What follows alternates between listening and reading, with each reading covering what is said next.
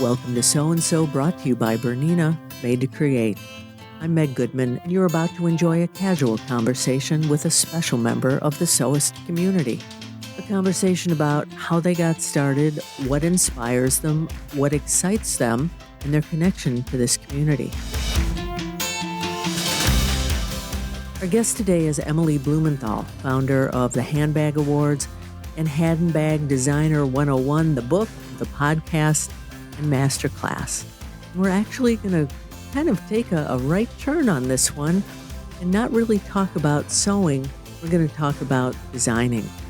Emily is known as the handbag fairy godmother, and her dedication has prompted collaborations between emerging talent and brands like Swarovski, Timberland, Kate Spade, Kenneth Cole, Fujifilm, Yes, Nine West, and Nasty Gal, as well as with retailers like Saks Fifth Avenue, Bloomingdale's, Neiman Marcus, QVC, Evine Live, and Macy's, to name a few.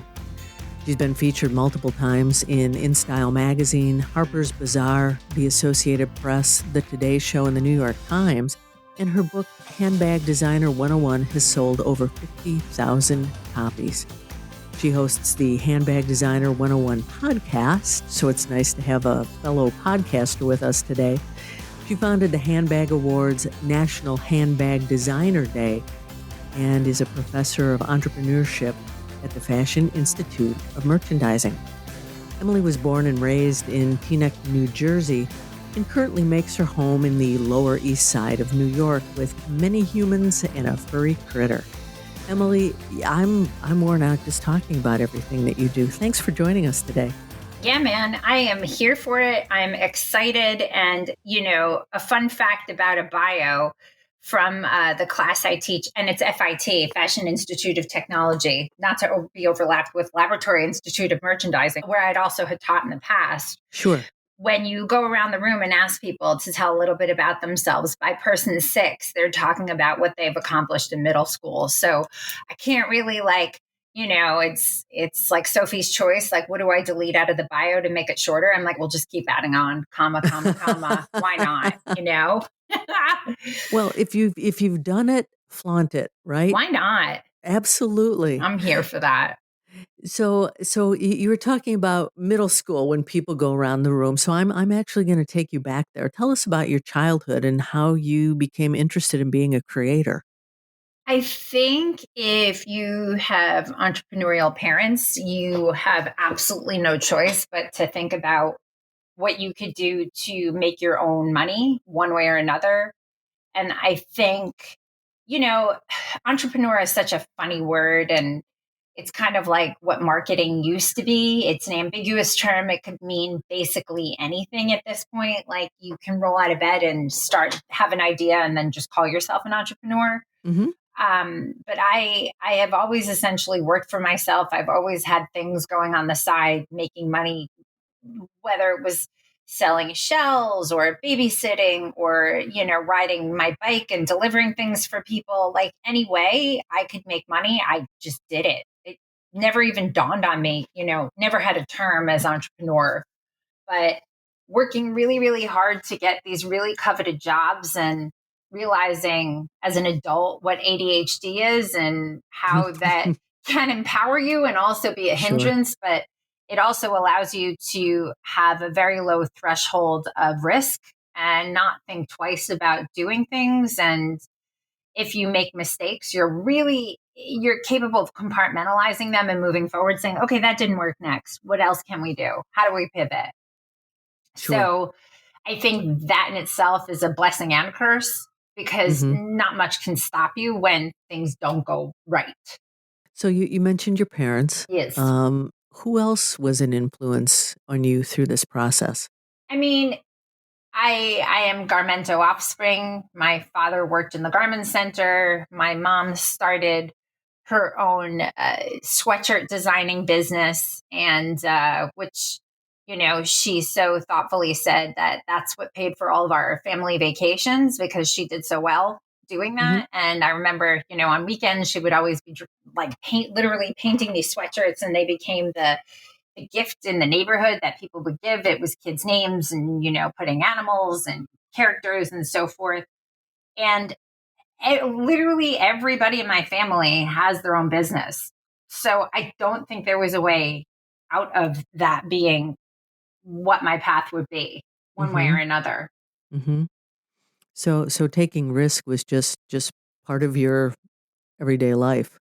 I don't even think it was so much risk. I think everyone in my family was much more calculated than I am. I think anything Mm-hmm. once you cross over into design and fashion, which is an uncontrolled beast, I think that in itself is a risk going into anything creative. And, my sister's a lawyer. My dad was a Garmento. It was all about, he was a converter, which he would buy fabric in its raw form and then sell it to retail or wholesale, I guess that's what it Mm-hmm. would be. But that's all very controlled. So if you're going to start your own brand and your label, that is the Wild West for all intents and purposes. Mm-hmm. So you did a lot of things to make money, as you said. Tell us about some of your first creations. I don't think it was so much me making things. It was like finding things and how can I sell them, and recognizing that if, and I teach so much of this, that it's great to have an idea and it's great to be creative. But if people aren't buying it, what do you need to do next? And I've done enough trade shows standing there selling, having my bags there and having done tons of money designing the booth, making sure there are enough bags, having copies of my line sheets printed out, and then it's crickets. It's like, that's the time to go back and think, am I a hobby or am I a business? And if I'm a hobby, this is a very, very expensive hobby. So, Mm-hmm. designing shells and putting googly eyes on it at a summer house, that made money. I was able to realize how much people would pay. And, I made some good money over the summers doing that, but I was little and made my mom drive me to go buy the googly eyes. But the time spent putting the eyes on the shells and everything like that took time, and the time value of money back then, I probably should have realized that it was probably costing me more than whatever I was making. Sure. So why handbags? Um, Not on purpose by any stretch. It's a story I've told. It's in my book, I think, at this point. Mm-hmm. um, I was getting my MBA, and I was going to work and going to school. And at the time, my boyfriend was Australian. Well, he's still Australian, but he's not my boyfriend anymore. He was a DJ, and so I was with him 24/7, making sure that he was getting gigs because I then became his unofficial manager, which is something I didn't want. Um, and I was watching women dance around their handbags and worrying about them getting stolen. And little by little, it was like, how come no one created a handbag to hold on to when you go out? And that was really the inception story of what was my Yasmina bag at the time Mm-hmm. in 2000. Just a few years ago. So Vintage. vintage. I like the idea of vintage. Yes, it Yeah, does. It does exactly. qualify. Um, I like the idea of a purse you don't have to watch when you go out. I'll take two of those. So talk about your design process. How does this happen? So Kate Spade was still alive at the time, and she was not a designer by trade. And having just interviewed Elise Aarons, her partner, it's funny because she went into creating her brand with her husband, boyfriend at the time, who was in media, who could help develop a brand message and a brand identity, and also Elise, who was in retail. Kate was in media. I think she was at Bazaar. So they went in with all contacts and tentacles, if you will, already in place to try and get a bag going. I, of course, read her one story and was like, oh, yeah, me too. I can do this by myself. And she had done her first silhouette out of construction paper. So that's what I did. I cut it out, I glued it, the whole thing. I bought beads. I figured this is what it could look like. And sometimes naivete is your best mechanism of saying, "Oh yeah, this will work." you know? Oh, sure. Me too. But I knew that I knew if it was going to be on the wrist, it had to be jewelry. It had to be something fashionable. And then I said, okay, what is my point of differentiation or my unique selling point or my USP? So I came up with this extra little ring at the bottom that would almost make it look like an udder if you were drawing it, I guess. And so it would go around your wrist and there was a finger loop at the end. And for no particular reason whatsoever, I thought that it should be patented. Now, again, not knowing anything about IP or intellectual property, I threw myself into that and learning about, almost forced myself into learning the history of the handbag and trying to teach myself that everything I created answered a why. Now, I didn't do it as efficiently as I would have liked to, but hindsight is what it is. Um, and learning about, okay, what would this bag look like? What are the origins of the bag? Why would this bag work? And also learning, why isn't something like this on the market already? And if it has been, what did it look like? And I think that's a lot of lessons just choked into one sentence, because what I teach my students, I teach entrepreneurship at FIT. I've been there, I think, for 10 years, is if something isn't on the market and you want to be so quick to call it an innovator or a disruptor, chances are it's been done already. Mm-hmm. And if it has been done, why didn't it work? And if it didn't work, what can you do to make it work that will allow yourself to have it be profitable in a sooner than later form? Mm-hmm. Because there have been tons of wristlets, there have been tons of belt bags before the bum bag or the crossbody bag that everyone's seen that Uniqlo is doing and Lululemon has done, that have been knocked off time and time again. But what would this bag be that would be its point of differentiation that would allow it to be something that I could sell and has a potential to become a handbag brand that could capture my target at that point was women who go out, younger women, metropolitan women who go out, who probably weren't driving, and trying to understand the ethnography of my customer, meaning, what does she eat? What does she wear? What car does she drive? Does she drive a car? What does she have for breakfast? And that would all go down to, what is she carrying in her bag, which would essentially impact how I was designing the product. And at the time, there were flip phones.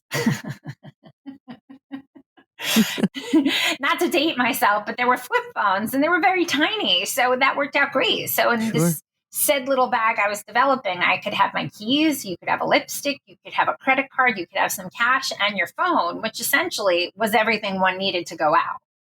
So that was truly what impacted the design process. And it also allowed me, when I was meeting with a patent attorney for the first time, number one, to explain to them, did they have a rate for someone like me with no budget and no real experience, but knew I had something from the research I had already done? And number two, was this something that had the potential to be protected? And learning and teaching myself the difference between a utility patent versus a design patent. Utility meaning how the item is being used, hypothetically, if you were going to get a patent on keys, it's how the key would go in the keyhole to open the door, as opposed to a design patent would be, what are the design edges around the key that are unique, that haven't been done before. Again, this is loosely based, and I am not an attorney. If you meet any attorney, the first thing they'll say is, this is not what I practice. This is my personal opinion. So that's just a loose explanation. Mm-hmm.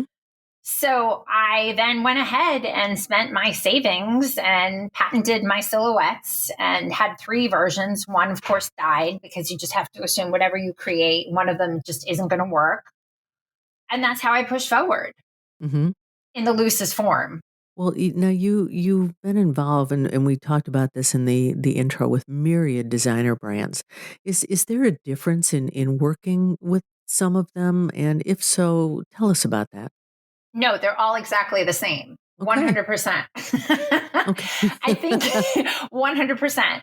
I think it comes down to experience and how many times said individual has been knocked down, but I call it basement to Beyonce, where a creator who gets a little bit of attention all of a sudden assumes that all bets are off on them, all rules don't apply to them, that they can charge whatever they want for their item, and people and they assume that their customer or a potential customer will not only follow them but would be willing to part with a retail amount, meaning what you're charging the customer, whether it's D2C, direct to consumer, or what it's going to be sold at a department store, boutique, and so forth, um, will be significantly more than what their theoretical competition would be charging.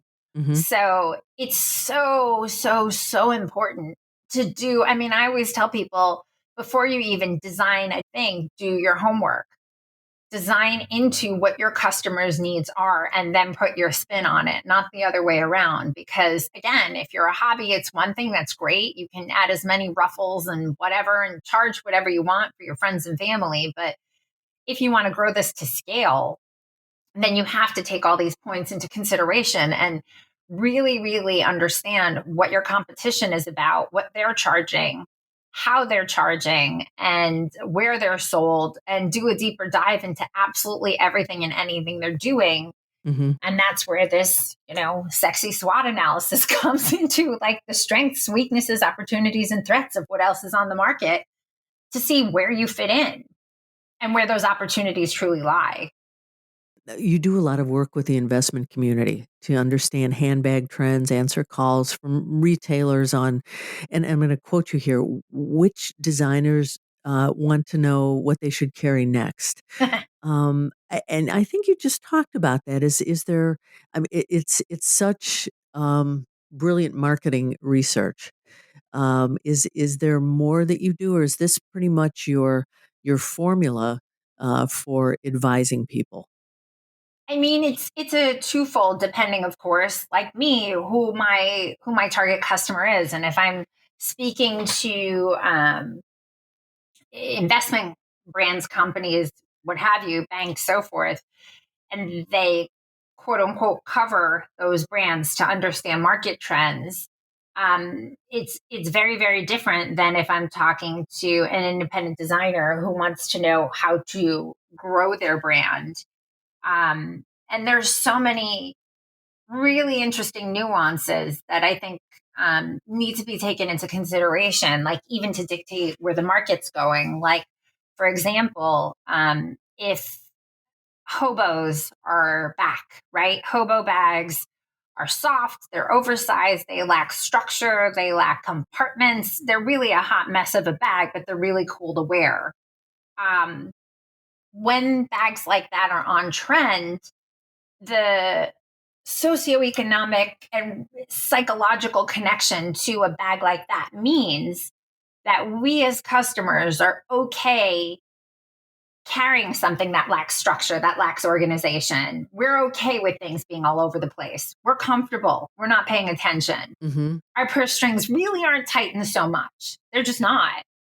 Because if you're committing to carrying something that won't keep things in order, then you're okay with things not being in order, right? Mm-hmm. Mm-hmm. If and that goes even further to color in collections.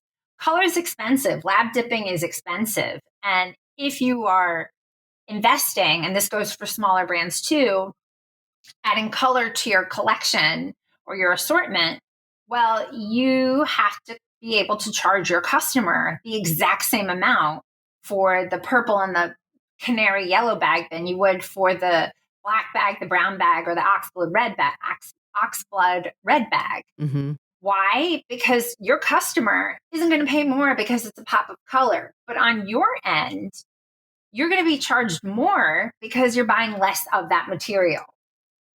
So if a brand can afford to have pops of color within their assortment or within their collection, chances are they're doing well enough to do that, or they're not paying attention to their bottom line. So there's all these interesting nuances that, having a canary yellow bag added to a collection or an assortment, what that means on a larger level. And it's just things like that to take into consideration if you're going to invest in a brand or invest in a business or want to develop a line. Mm-hmm. It's those kinds of points that, again, I created a masterclass. I actually just had a handbag designer incubator, and that was my aha moment that I'm reteaching the same information more or less that I do in my university class. And so many of these designers who've been in business and doing pretty well, how little they were aware of understanding their customer. And everybody assumes, and this is just across the board, that their customer is this very chic, metropolitan, cool woman, or somebody perhaps who identifies as a woman who is just dying to carry their bag. And the reality is that typically their customer is perhaps someone who is of a larger size, lives in a smaller town. And if you want to get into the weeds of it, the town itself has a church, a stop sign, a Walmart, and a bar and a school. And they just wanted to buy something to make them feel pretty or make them feel good. Mm-hmm. Mm-hmm. So, really taking a deeper dive of what this customer is about, it empowers designers and creators to make something that is made to sell. And that doesn't necessarily mean that you need to sacrifice your creativity. I think, if anything, I think that enhances what you can do because you know within the confines and constraints you're working in and working under to know this is how far I can go. And like if I'm designing a drawstring bag or knitted bag or hand sewn bag, and I know my customer is someone older who appreciates craft or handmade bags, I need to know that the lining or interior of my bag needs to be a brighter color because typically she wears glasses. She can't see it without her glasses. So the last thing you want to do is sell her a bag that has a black or dark lining, which you think would be better because it doesn't show stains. But guess what? She can't find anything in it anyway. Mm-hmm. So it's these little details that I think it's just so very important. And that's why I created this masterclass, because I want to make sure if people are going to make things, they should make them to sell. Otherwise, it's kind of like this big letdown after you put so much time, effort, and energy into making something beautiful that you can't really do anything with it. So all of this ties back to your experience about what to do after you've sewn, designed, or created that bag. And I believe you call it the what now moment. Yep. And how to turn hobbies into viable businesses and all of these many, many things that people just don't think about because they just want to create something beautiful, but to sell it is a whole different ballgame. 100%. Emily, you're a podcaster. So we like to talk, don't we, Meg? We like to talk. So tell us about your show. What's its premise? Tell us about some of your guests. So, fun fact, it's called Handbag Designer 101 also. If you've got an IP, if you got a brand, you might as well just call everything that. It helps people find you. So why not? And the essence is, and it goes back to what the DNA of what my book was about, it's how to understand designing, making, and marketing handbags. And it's peripheral in the sense that we've spoken to some celebrity stylists, some stylists who've worked on TV shows, how they pull handbags, and then they even go back to then how to design for their celebrity clients for their closets. We've spoken to a lot of independent designers about their journeys, and some of whom are all over the world. And it's so fascinating to hear their stories and recognizing that they've realized that there was a lack in domestic production. So then they're trying to empower their own local communities to create, so then they can create handbags there. We have spoken to incredible established brands and designers, Elise Aarons, who's the creator and the co-founder of Kate Spade, who's now the co-founder and creator of Frances Valentine, Rebecca Minkoff. We have another amazing woman, Sarah Colonna, who is a comedian and a New York Times bestseller, but she also, her husband's a football player. And this is where all of these incredible ideas find their start, where going to football games and present and speaking on stage and realizing that more and more stadiums and theaters have guidelines in terms of handbags that they'll allow in. So as a result of finding a need, she created a handbag brand that were stadium approved. And it's stories like that, yes, they are all about handbags, but they're truly all about creators and their stories and what happened and how to fail forward and to turn whatever you're creating into something that has the potential to truly be a viable brand and business.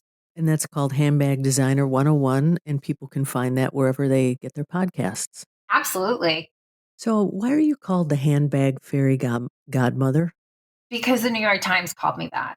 And why did they call you that? Now that if the New York Times is going to call you that, you're going to go with it, right? Well, it's better than being called a lot of other things, let's be honest, right? Sure. Well, I created something called the Handbag Awards, the Independent Handbag Designer Awards in 2007, and it ran for almost 15 years. And it may or may not make a comeback, but throughout that process, we had thousands of applicants every year, and that's not even being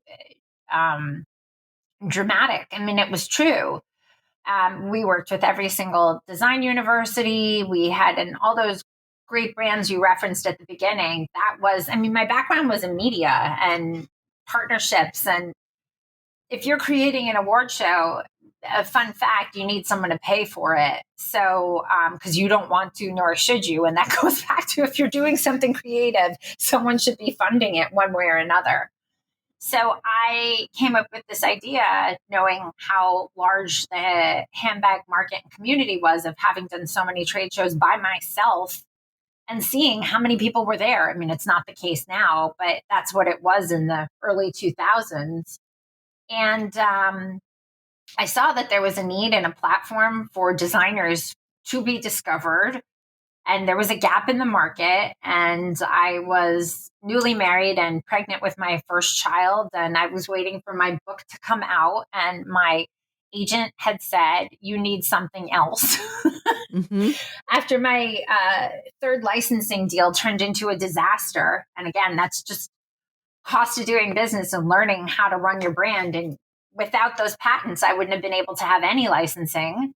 So I knocked myself off before anybody else did, thinking, well, if someone was going to do it because it was a kitsch concept, I should do it before anybody else. That's also something to think about. Like, if you know that your product your product is so expensive and it can be done at a mass level, then do it yourself and call it something adjacent to the original name. And guess what? They'll buy it from you before anybody else. Mm-hmm. So I came up with this idea for an award show and came up with all these categories that were basically the same for the full 14 years. And it turned out to be this large scale, 500 person in-person global event. And we discovered tons and tons of talent. And what I did with each category is that the prize was a collaboration, a limited edition bag, a guest designership, an apprenticeship. And through that, the amount of talent that came through was insane, because, I've written visas for, I can't even tell you how many designers who are coming to the States as a result of the awards. So I think, as a byproduct of working with so many designers personally and having had some sort of communication with, I'd say, at least 8,000 designers over the past 15 years at a minimum, I think that name, that's where it came from, because I try to give everybody some time to at least hear where they're going through in some sort of direction, which then goes back to why I created the masterclass, because so many mistakes have been made, and why should they? If you could take a class, because that does not exist. There's tons and tons of classes on YouTube, how to sew a bag, how to make a bag, how to craft a bag. And truth be told, in my book, where I have a handbag silhouette directory and anatomy of a handbag, no one teaches you that. The craft section was part of my book deal. And I said, I don't do this. So I had to outsource.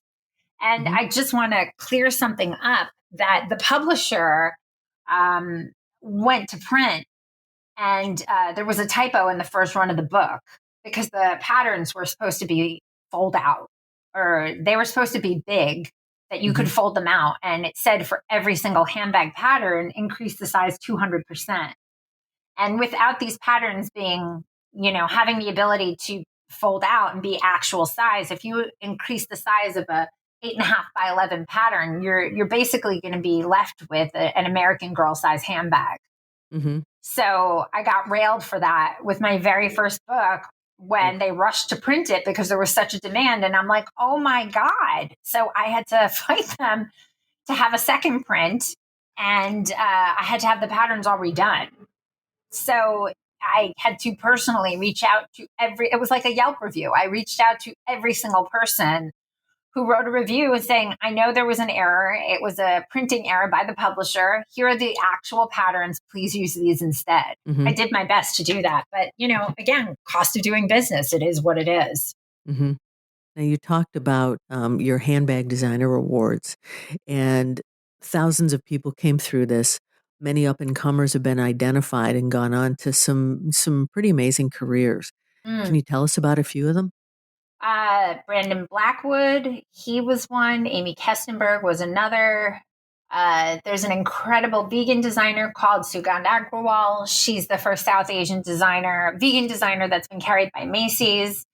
And then I have several designers who are now heads of design from many major fashion brands purely as a result of the opportunities that they got from being recognized. I mean, if you're a design student and created a bag, how many people are going to be vying for you to hire you? That doesn't exist. It's like a first round draft pick, but for handbags. So that's essentially what it was about. I like that first round draft pick. That's what it was. Emily, I'm going to switch gears a little bit here, and I want to talk about one of your passions, which is kidpreneurship and Savvy Susanna. Yes. So will you tell us what these are and why they're so important to you? Well, I've had some offspring, 3 of which, and I came up with this idea. Mind you, I've been adjuncting, which I've turned into a gerund adjuncting. I've been teaching. Why not? I've never heard that before, but I like it. I just made it up. I mean, maybe it existed, but why not? I'll own that too. But for when I was finishing my MBA, the Laboratory Institute of Merchandising, it's now called LIM College, they had approached me to teach. And I thought that was hilarious while I was finishing my master's that they wanted me to teach a class. But I was like, sure, man, I'll do it.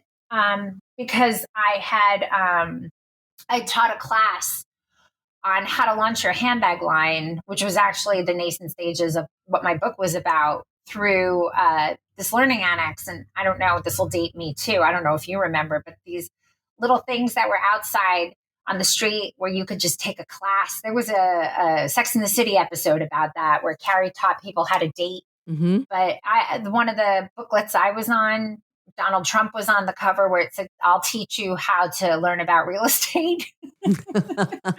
So I don't know if that's dating me, but that should. But I started teaching. And the first thing I taught was fashion PR. And then I was at Parsons teaching fashion marketing. And then I've been at FIT teaching entrepreneurship. But one of the tenets of what I truly believe is there's a lack of understanding with kids that, yes, it's wonderful, follow your dreams. Yes, it's great. Everything you make is amazing. Everybody gets a prize, blah, blah, blah, but that's just not the reality. So I used to, I don't believe in giving kids allowances. That always bothered me. Because if they're getting an allowance, so should I. Like I'll give you a bill for dinner. Thanks. Where's my tip? So I always believe that, I have it with my older kids that if you're not going to do a sport, then you need to have a job. And understanding what money is about and how much things cost. And again, if you're going to create something, you need to know what your value is and real value and what that looks like. So if you're going to create something, how much did it cost you to buy the glue, to buy the paper, to buy all of that, to buy the paint? And I think it's something that a lot of parents don't understand, saying, oh, it's so wonderful they made this. But like, how much did you spend for them to make it? And it's great that they're selling it, but who bought the Mm-hmm. supplies? How much did those Mm-hmm. supplies cost you? So I had written a book called Savvy Susanna and Her Amazing Adventures in Handbags.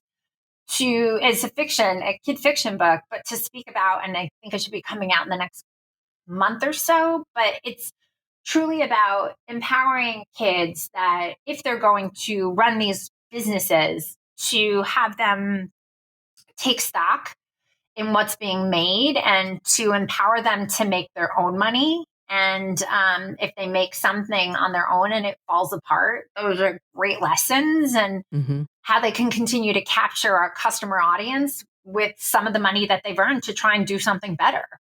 So, what's next for you? What's your dream? Oh, God. To have an out of the office email. I want an OOO email. That's what I want. I fantasize about that. Uh-huh. Like, not to be on my phone 24/7. And I think, when you work for yourself, it's just a byproduct that theoretically you're always working and you're trying to figure out what you should be doing. But there's some big things coming in within the space of handbags that hopefully will be out by the end of 2024, that have been what seems like a million years in the making to try and get them going. But Mm-hmm. this is my platform. These are my people. And I encourage all handbag designers to come to us if they want to learn more, if they want to, and I'm not plugging myself, but I kind of am, but it's just, I really, really implore you, if you are going to create something, whether it's sewn, crocheted, hand knit, you're buying leather skins, or you're, by the yard, or you're buying, by the square foot, excuse me, and or you're buying like a drum of PU, which is fake leather, which they say is vegan, but really isn't because of the chemicals that it emits. Mm-hmm. Another conversation, but to really take stock in terms of how much you're spending for the supplies and the time value of money you're putting into it. And again, if you're making something, a costume for your child, that's wonderful, then that's your ROI, that's your return on investment. It's to see something beautiful, the happiness, the pictures. But if you are making something and you have this notion that you could turn it into a business, then you really, really need to take stock on so much more than just the finished product, because the finished product is just a small piece of that puzzle of converting your idea/hobby into a brand and in business. Mm-hmm. In our conversation today, we talked about a lot. Is there any question I didn't ask you wish I had? Um, I loved working with Bernina through the awards. I love how they have an array of sewing machines. I love how they create. It's called Burnett, I think, their lesser priced one. Mm-hmm. Mm-hmm. And again, I think if you are going to create something, just truly think about the bigger picture. And I implore people that if you're going to start sketching or mocking and getting excited about videos that you've seen, or the social, or the process of how something is made, and as wackadoo as it is, to really, really look at everything. Who is this customer that is going to buy it? And to take into consideration, if you think someone's going to buy it, can they afford to spend the money that you want to smack a price on it? Because 9 times out of 10, they cannot. Mm-hmm. So if our listeners do want to reach out to you, what's the best way for them to do that? I am the only handbag designer for everything. Okay. You do own the brand. I mean, look, if I'm wearing it on a necklace actually, but FYI, on Facebook, it's HBD 101 because someone ruthlessly got it before me. But yeah, Okay. I'm here for it. Emily, this has been a wonderful conversation. And I want to thank you for sharing your story with us today. Thank you, Meg. This has been amazing. I really appreciate it. It has been a masterclass, and I thank you for that. And there you have it, another story about someone just like you, someone for whom creating is so much more than a hobby, it's a way of life. It's a connection to something bigger. If you know someone you think has an outstanding story, a story that should be shared on this podcast, please drop me a note to meg@soandsopodcast.com or complete the form on our website. Be sure to subscribe to, review, and rate this podcast on your favorite platform, and visit our website, soandsopodcast.com, for more information about today's and all of our guests. That's SEWANDSO podcast.com. And finally, I want to thank Bernina for making this program possible. I'm Meg Goodman, and I look forward to you joining us next time on So and So.